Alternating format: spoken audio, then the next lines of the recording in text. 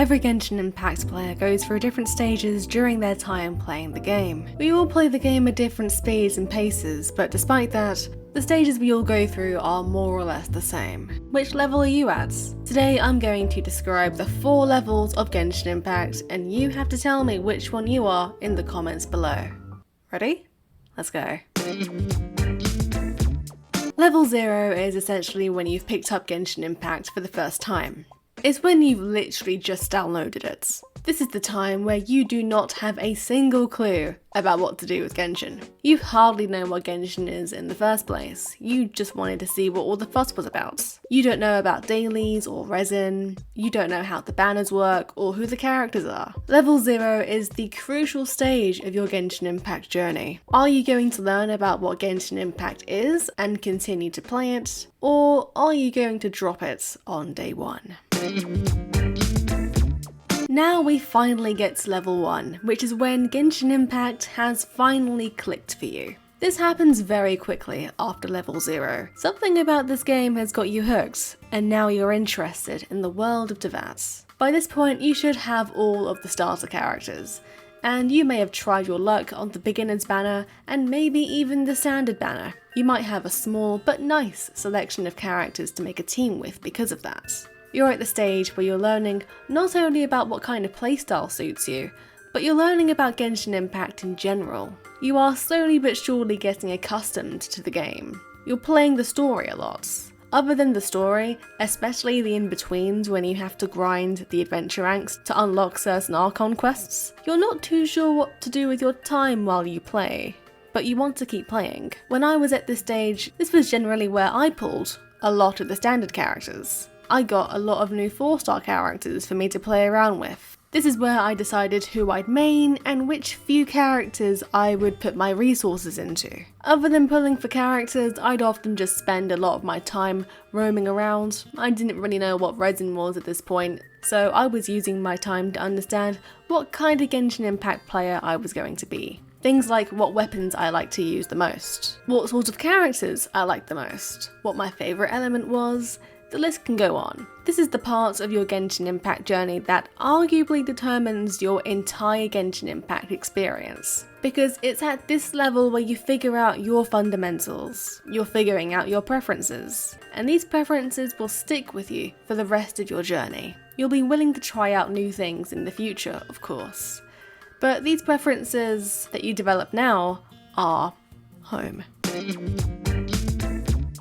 This is the part of your journey where you actively start to seek out advice online about how to build characters. You've realised that you can make your characters stronger, you're realising the importance of artifacts, weapons and talents. You're also starting to use your resin in domains on a regular basis. You've most likely not started to get 5-star artifacts yet, or maybe you finally hit that AR45 mark and you got a couple of 5-star artifacts, but you're not at the stage where you can easily clear those top level domains. I remember when I was at this stage, I couldn't do the level 90 Emblem of 7th Fate domain without my higher AR friends to help me. In fact, there were only a couple of top level domains I could do on my own, but even still, it would take me forever. This is the point where I struggled to beat the Child Weekly boss, which isn't a problem now. I remember being so sad that I was struggling to beat him.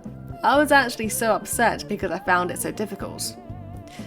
How times have changed. Aside from farming and watching guides and learning how to build your characters, you have a lot of quests to do too. Some of these quests might have been put off from when you were at level 1, simply because they were too difficult for you to do at the time. You're looking to grow as a Genshin player, and you're wanting to improve.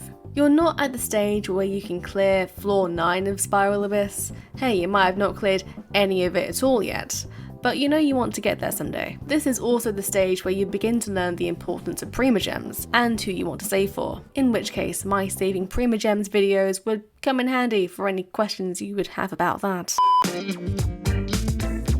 This is the place in Genshin Impact where everybody ends up, and until Hoyoverse adds something new and permanent, this is where everybody will stay. You've learned what there is to know about builds, effective resin use, and wishing. You're constantly working to prove your accounts. and you look forward to the next 5-star that comes out, in the hopes that they'll be the next character for you to work on, building up for, and getting resources for. You're at the point where you have multiple characters, and maybe even multiple teams built up, ready to use, so that if you ever feel tired of using a certain team all the time, you have options to choose from. You can attempt Spiral Abyss to a certain point, and get some, if not all, of the Prima Gems each time it resets. And domains and weekly bosses are pretty much manageable, to say the least. As a level 3 player, you have most likely gone through all the story quests, caught up on all the Archon quests, and maybe you still have a few minor quests to do that you've been putting off simply out of procrastination. You're at a point now where in between updates, you're ultimately waiting for new content to come out, whether it's the new Spiral Abyss, or new events, or waiting for news on the next huge updates. Level 3 players have completed all of the core and permanent things to do in Genshin. So in between updates, their playtime is filled with building up new characters, trying to improve old ones, and pre-farming for upcoming characters. Some people may have even gotten bored of doing this, and maybe they're finally putting some time into the teapot instead. At this point, unless you're purely free to play, you've probably spent some money on this game. Maybe you've even tried to enter giveaways, and maybe you've won one. But otherwise, whether it's buying Genesis crystals, or buying the Welcome Moon, or the Battle Pass, your account most likely has some real life investment put into it. This is because at this level, free Prima Gems and free wishes are hard to come by,